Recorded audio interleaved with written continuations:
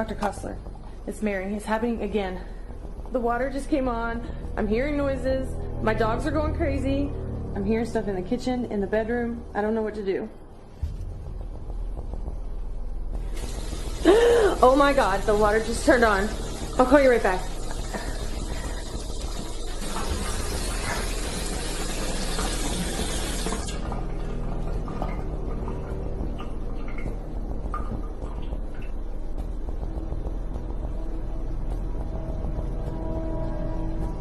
Oh my God, go away! Leave us alone!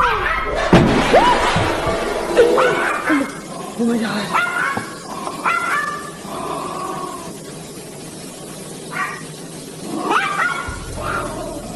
Fill out, come in here!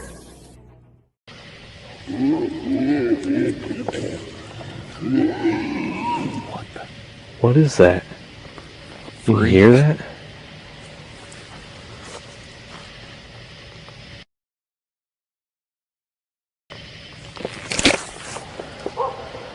What is this? Well, it smells like sewage, nest.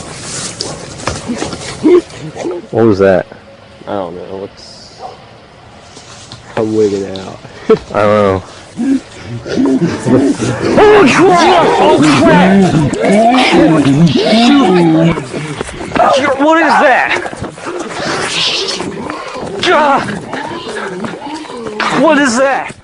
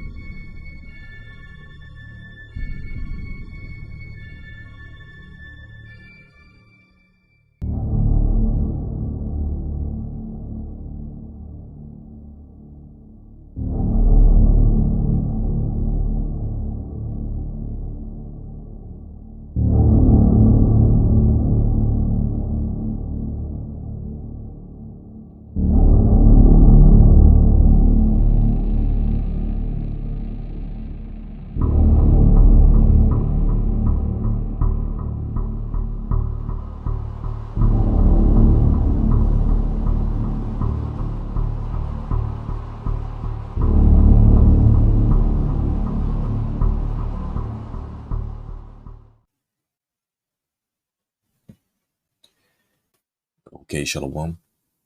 First and foremost, I want to give all praise, honor, and glory to Yahweh, Bahashem, Yahweh Shai, Bahashem, Rechakwadash.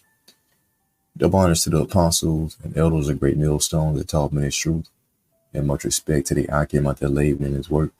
Peace and salutation to the hopefully elect that are scattered abroad across the four corners of the earth. To you I say, Shalom. And so, yeah, this lesson right here was, actually inspired by the Elder Mowat Zak out there in LA, who did a video on this article right from Fox News, which says Vatican preparing guidelines for apparitions of the supernatural phenomena. Okay. So, why is the Vatican, the false prophet, the Roman Catholic Church, preparing guidelines for what apparitions and other supernatural phenomena? All right, and what is an apparition? Right here it says apparitions are appearances or communication with divine beings such as saints, angels, or Hamashiach himself. Okay, so basically, yeah, a connection with an out of this world entity. And this word apparition, really sticks out because this is scriptural. So a simple Google definition of apparition. Apparition. Says what a ghost or ghost-like image of a person. Okay, similar, ghost, phantom, specter, spirit. See, spirit, wraith, shadow. Okay, so why is the Vatican warning about apparition and supernatural power or phenomena? Well, you got to understand and know that these devils, these Edomites, commune with the left-hand side. All right. They're able to conjure up demons and ghostly type figures, man. And this whole thing with this CERN project, the particle collider, they're going to be able to make strange things happen in this earth. And the Lord has given them the power to do that through Satan. All right. That's why this man thinks that he is the Most High. And so just like the Most High, plagued ancient Egypt with apparitions is going to go into, right? The Lord said that he would do what? He would bring these things back. And he made this use Esau to do that. All right. So let's go to real quick. 2 Edges 15 in verse 10. It says, behold, my people is led as a flock to the slaughter. I will not suffer them now to dwell in the land of Egypt. This is talking about ancient Egypt, of course, but rather spiritual Egypt, which is America. But I will bring them with a mighty hand and a stretched out arm, and smite Egypt with plagues as before. You see, as before, showing that this is not talking about ancient Egypt, but rather a new Egypt, and will destroy all the land thereof. So we know that, according to prophecy, the cherry on the top would be the thermonuclear fire, and the fire from the cherry is pretty much consuming the land of America, okay, modern day Egypt, until there's nothing left. But before that, the Lord's going to bring plagues upon this place, just like before. And one of the major plagues that was brought, was a plague of darkness, which within that darkness, you had people who were pretty much seeing things that they would not normally see, that they had no control over. And ultimately, people were dying for fear of seeing the sights they were seeing. And it goes into how the things that they actually saw was worse than the things that they can imagine. And that's why we, push forth the fear of Yahweh Shema Shah. That's why he's known as the king of terrors. Because whatever you can conjure up in your mind, you can always outdo that, in the physical. Okay. So extreme terror is going to be brought into what modern day Egypt. And the Lord again might use Esau to do that, seeing that he has deceived this man to thinking that he is the Most High. Okay. So real quick, let's go ahead and get Psalm 78 and 49. Now this is what the Most High did unto the ancient Egyptians, okay, when they started plaguing. So Psalm 78 and 49, he cast upon them the fierceness of his anger, wrath and indignation and trouble by sending evil angels among them, okay? So again, with Esau looking at himself as a God, he wants to do these same acts, okay? He wants to send evil angels among the people. And that's what's about to take place, man, okay? America will be terrorized by Yahweh Shema Shah. And so, yeah, I,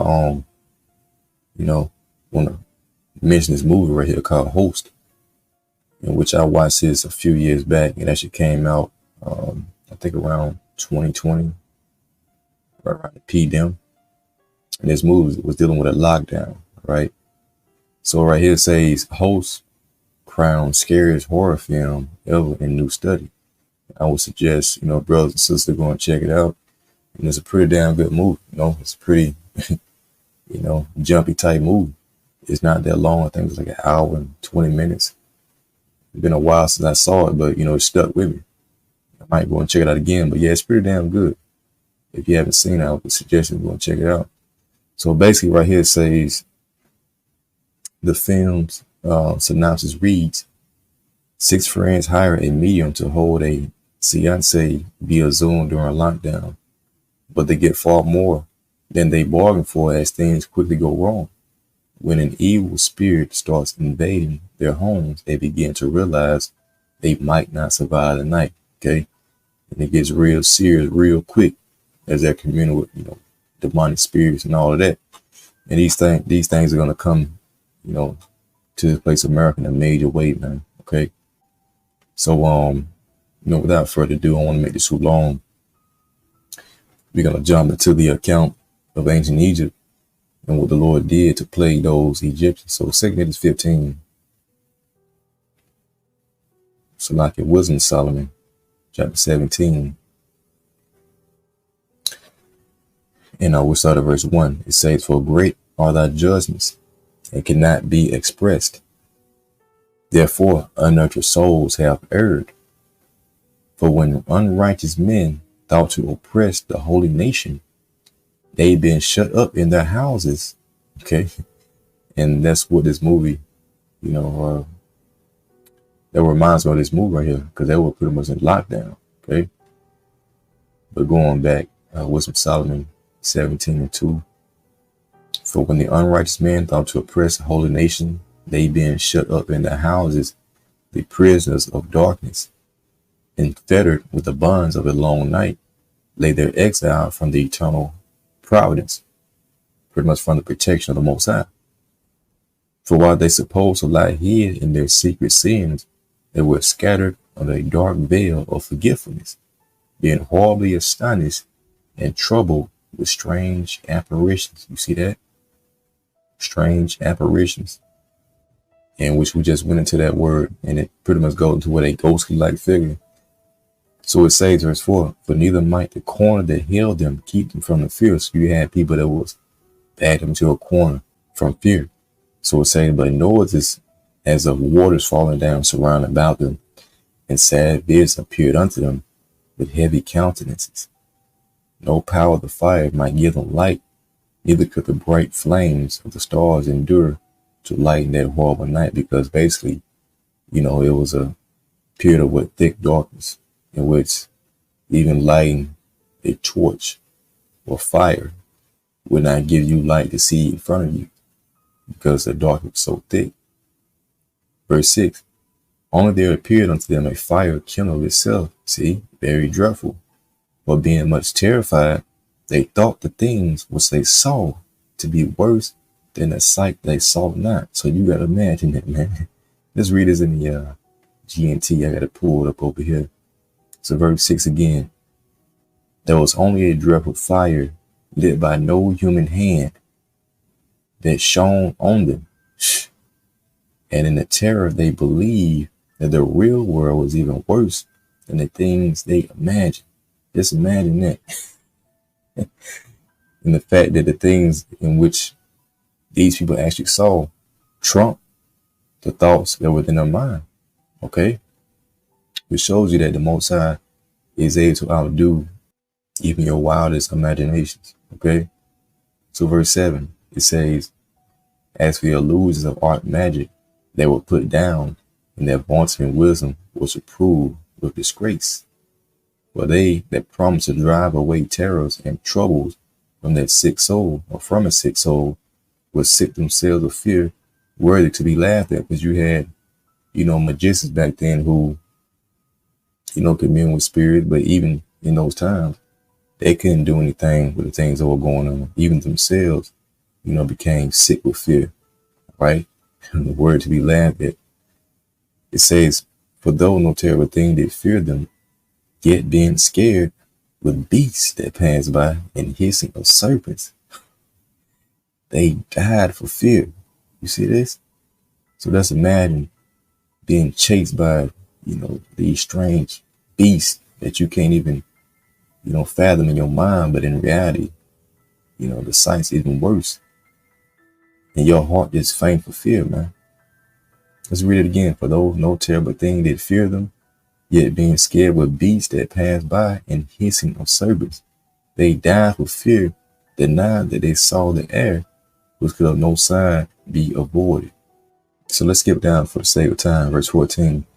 But they sleep in the same sleep that night, which was indeed intolerable, and which came upon them out of the bottoms of inedible hell.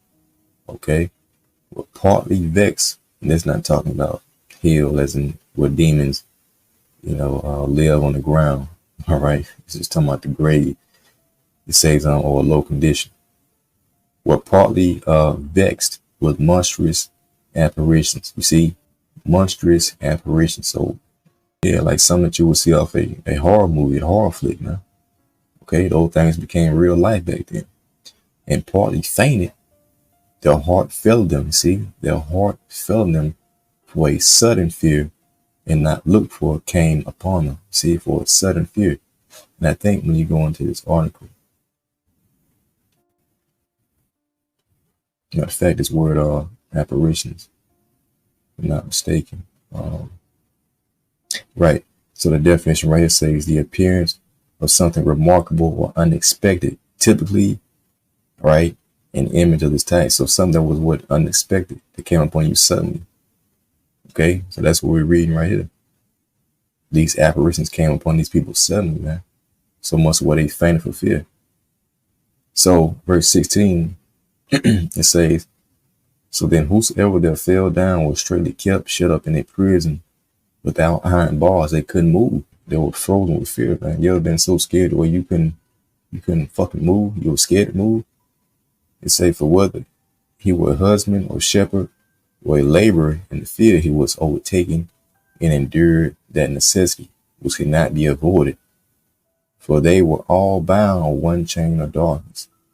All right, whether it were a whistling wind, with melodious noise of birds among the spreading branches, or a pleasing fall of water running violently, or a terrible sound of stones cast down, or a running that could not be seen of skipping beasts, or a roaring voice of most savage wild beasts, or a rebounding echo from the hollow mountains.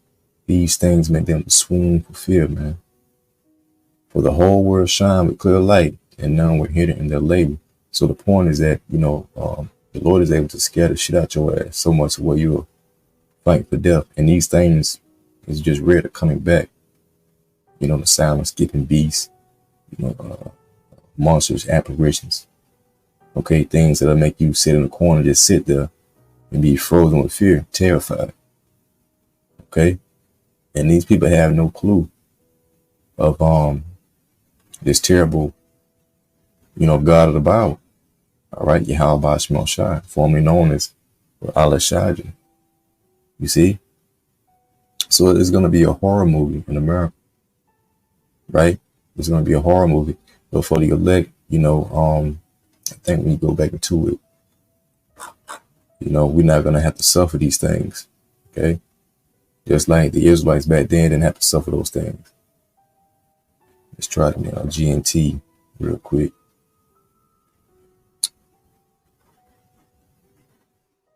Let's see here. So let's go to Wisdom Solomon 18.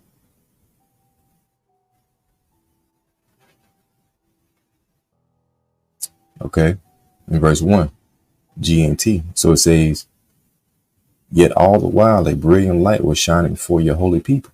Their enemies heard their voices, but couldn't see them. They envied the good fortune of your people who were not suffering. You see that? So the Israelites were not suffering the most time. That those plagues were for what? The wicked. Those ones that oppress the holy people. So in these times, when all this stuff begins to transpire amongst these people, the elect, will be conflict. They won't be terrified like these people would be, man. Okay? The Lord will make a separation between those who are serving him versus those who don't. And you jakes out there who continue to follow the ways of Esau, well, you're going to be counted as an Egyptian in that day when he starts sending forth these plagues and apparitions and ghosts to where people are going to be dying for fear, man. Okay? These things are going to come back in a major way. So I just want to go through that, so Lord willing, you're edified the next time I say shalom.